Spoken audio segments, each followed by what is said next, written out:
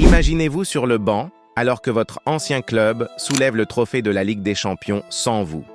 C'est ce qu'a vécu Kylian Mbappé. L'été dernier, il s'engageait avec le Real Madrid, déterminé à conquérir l'Europe. Le PSG, lui, restait avec un vide béant.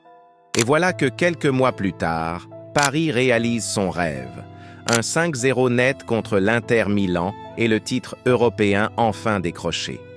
Mais pour Mbappé, cette victoire est tout sauf une célébration. Marcel Desailly l'explique très clairement, il a été blessé, très douloureux pour lui.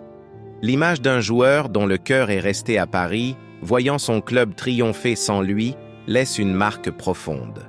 Malgré ses 30 buts sur la saison, malgré les projecteurs de Madrid, la nature humaine lui dira aussi que même s'il ne l'a pas gagné cette année, ce n'est pas grave, il a fait de son mieux. Et ce n'était pas suffisant. Sportivement, son bilan est impressionnant. 42 buts en 55 matchs, toutes compétitions confondues. Didier Deschamps ne tarit pas d'éloges, évoquant même un avenir de ballon d'or. Pourtant, ce n'est pas un trophée collectif qui lui manque. C'est ce lien, cette communion avec le PSG qu'il habite encore. Sur le terrain, la douleur prend une forme physique.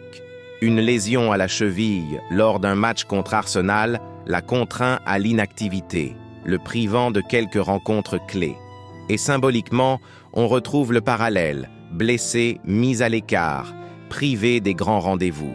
De son côté, le PSG renaît, sous la houlette de Luis Enrique, un collectif fort, un bloc compact, des joueurs unis, bien huilés, et le tout sans Mbappé.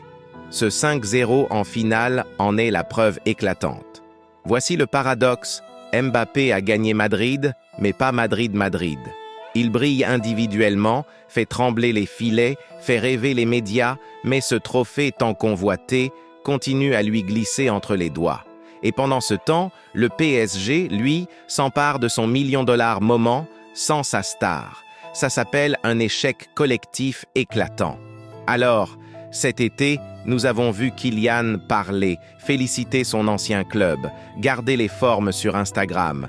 Mais derrière, la blessure reste vive. Il faut se le dire, c'est puissant.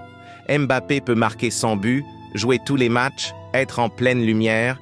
S'il n'a pas le trophée, il manque quelque chose. Et ce vide, c'est du vécu, de la chair humaine. Au final, la question qui reste en suspens, Mbappé va-t-il retrouver la victoire collective à Madrid? Son mental, sa résilience seront décisifs. Arrivera-t-il, l'hiver prochain ou lors de sa deuxième saison madrilène, à panser cette blessure et à soulever enfin la C1? Finissons sur cette note. Dites-moi en commentaire. Vous, qu'auriez-vous fait à sa place? Partir pour la gloire en club ou rester et tenter jusqu'au bout de faire gagner votre club de toujours? J'attends vos avis, vos analyses, je veux du débat. À vous!